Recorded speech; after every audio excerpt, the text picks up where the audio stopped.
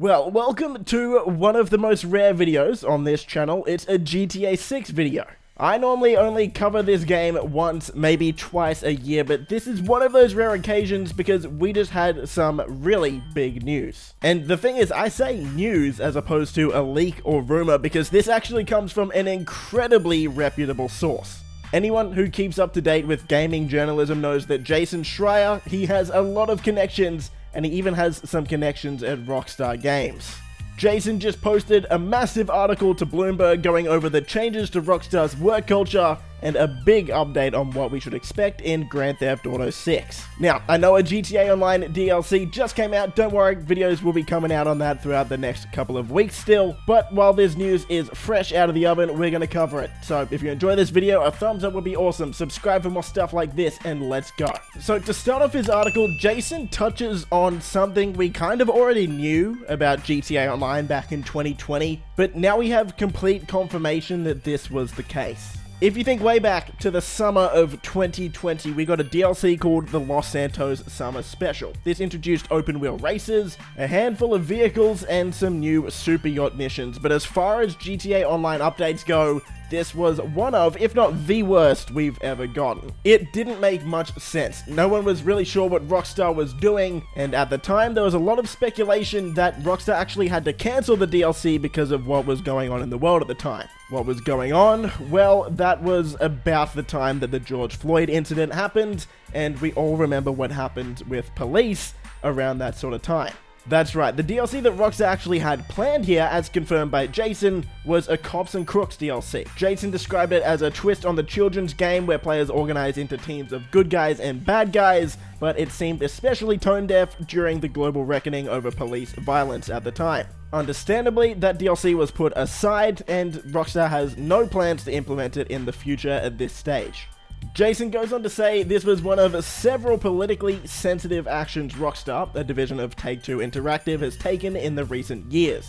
Rockstar also removed transphobic jokes from the most recent console release of GTA 5 and significantly narrowed its gender pay gap, which of course is a really good thing. And here we get some pretty much official, like this is as close to official as it's gonna get until Rockstar officially releases a trailer. Jason says Rockstar's next game, GTA 6, will include a playable female protagonist for the first time, according to people familiar with the game.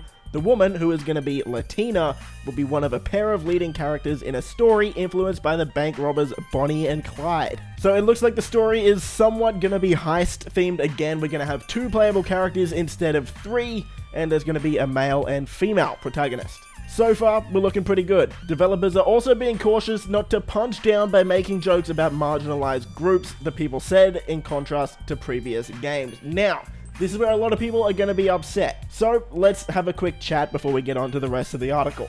One of the special things about Rockstar Games has always been that in their games, they are unapologetically themselves.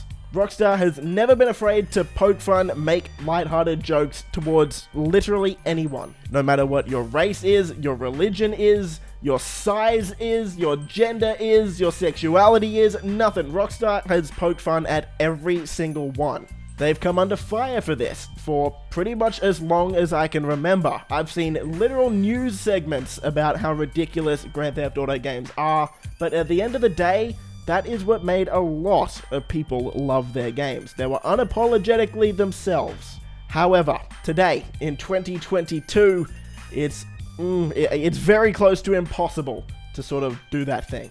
If you've been keeping up to date with GTA Online and have sort of played the GTA Online updates over the past few years, you would actually notice that this has pretty much already been happening. I've gone back to play the GTA 5 story recently, and comparing the sort of jokes in the story compared to the DLCs we get in online nowadays, today it's a much more culturally sensitive, I would say.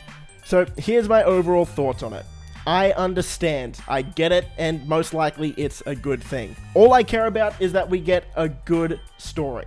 Sure, we're losing a big part of what made Grand Theft Auto Grand Theft Auto. However, if they can still punch out an amazing story with an amazing open world that people love, I don't see a reason why this can't be amazing still. Let's get back to the article. Jason says, moves like this seemed once unthinkable for a company whose best-selling franchise is a satirical depiction of America that involves gangsters who kill civilians and where women are mostly depicted as sex objects. GTA 5 was a nihilistic parody and threw insults at everything, from right-wing radio hosts to liberal politicians, which is sort of what I just said. Inside the company though, the tone wasn't much different. Rockstar employees described a workplace culture full of drinking, brawling, and excursions to strip clubs. The company was an early symbol of an industry-wide problem of long hours at the office known as crunch, in which staff were expected to be at their desks many nights and weekends in order to keep a game on schedule. Now, this is actually something we heard from Jason, I think almost 2 years ago now. He says, although it wasn't great, the strategy was financially successful, as GTA 5 is the second best-selling game of all time with 165 million units sold. That's insane.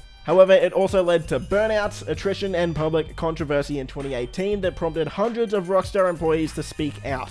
Since then, Rockstar has attempted to reinvent the company as a progressive and compassionate workplace, according to interviews with more than 20 people who worked there or left recently, all of whom who requested anonymity because they weren't authorized to speak publicly. One employee described it as a boys club transformed into a real company. Now, no matter what your thoughts are on the actual GTA 6 news that we sort of just got, I think we can all agree that this is a much better workplace by the sounds of it, and it's a good thing. Now, Jason asks a very good question in this article. He says, can a kinda gentler Rockstar still produce the chart-topping caliber of game the studio has become known for? And he says some employees actually aren't sure. Morale across the company is higher than it's ever been, according to a lot of people there, but the development of GTA 6 has been slower than impatient fans and even long-time employees have expected, which I think we can all agree, no one expected GTA 5 to last this long. We pretty much all thought GTA 6 would be out by now. Now we get into a little bit of scary news about GTA. He says a lot of the delay had to do with the pandemic, of course, but the delay is also due to the Rockstar employees' work changes, like a restructuring of the design department and a pledge to keep overtime under control. The scary bit is that some workers say they're still trying to figure out even how to make games at this new iteration of Rockstar and wonder what even a Grand Theft Auto game is going to look like in today's environment. As a fan who's excited for GTA 6, that is very worrying, I'll be honest. He says several Rockstar employees pointed out that you can't really satirize today's America because it's already a satire of itself, which, yeah, I mean, if you're not in America, the outside world sort of looks at you guys as entertainment. Sorry to break it to you. So let's recap what we just went over. The story is going to contain two main characters, a male and female, who the female is going to be Latina. It looks as though it's still going to be centered around bank robberies and heists sort of things, and is going to be a Bonnie and Clyde themed storyline. It's going to have significantly less jokes about sort of the state of the world, to be honest. It's going to poke less jokes at different groups of people, and overall be a lot more politically correct. Now we get into some big news about the GTA 6 map. Leaks over the past few years have revealed the code name for the game, Project Americas. Jason essentially says that this was actually true, and the game was initially planned to take place over different parts of North and South America. However, quote, the company reeled in those ambitions and cut the main map down to a fictional version of Miami and its surrounding areas. Rockstar's plan is to now continually update the game over time, adding new missions and cities on a regular basis, which the leadership hopes will lead to less crunch during the game's final months. Still, the game's world remains large with more interior locations than previous GTA games, impacting the timeline. So it looks like we're going to have an evolving map with new cities added, which is absolutely huge and incredibly exciting. But we still have some more news to go over. There's a fair bit in this article, isn't there? Rockstar has also added more producers to keep track of schedules, a move that's been mostly positive, but one that has apparently also caused bottlenecks, which is not great. Some employees said they found themselves waiting around to communicate through middlemen, or that it felt like multiple people were in charge, leaving them unsure of who should make the final call. Now we got some release date news. Analysts anticipate the next GTA game will be out sometime in Take-Two's 2024 fiscal year, which runs from April 2023 to March 2024. So that's what people expect, but apparently the developers are skeptical. Although there are loose schedules in place, people interviewed for this article said they didn't know of any firm release date, and they expect the game to be at least 2 years away still. Now here's a bit of a scary part. Earlier this year, a group of designers quit Rockstar's Edinburgh office, telling colleagues they were sick of the lack of progress on the game. I can only imagine the stress that a lot of Rockstar employees are under, considering how many people want a GTA 6, and if there's not much progress being made internally, I can definitely understand the frustration that the developers were experiencing. So there you have it, a little bit of good news, a lot of scary news about the development of GTA 6, and well, the sad part is it looks like we're at least 2 years away. And when those at least 2 years finally roll around, no one's really sure what kind of game we're gonna get. It's gonna be a lot different to the previous GTA games, a lot more culturally sensitive, and it looks as though rather than getting a complete product at launch, it's gonna be an ever-evolving world, sort of like a live service. Completely different to anything Rockstar has done before. Well, I don't quite know what to make of that news. It's got me excited and scared all at the same time. But I hope you enjoyed the video. If you did, a thumbs up would be awesome. Subscribe for more stuff like this. I'll see you in, like, maybe another 6 months to talk about GTA 6 again. Hope you're staying safe. I'll catch you later. Peace! Favorite color, money green. Paper. I've been on my grind since I was in the 7th grade. Had my first kid, I was only 17. Always a provider for my pack like Wolverines. But you won't find me on the mountaintop. Need no calculation.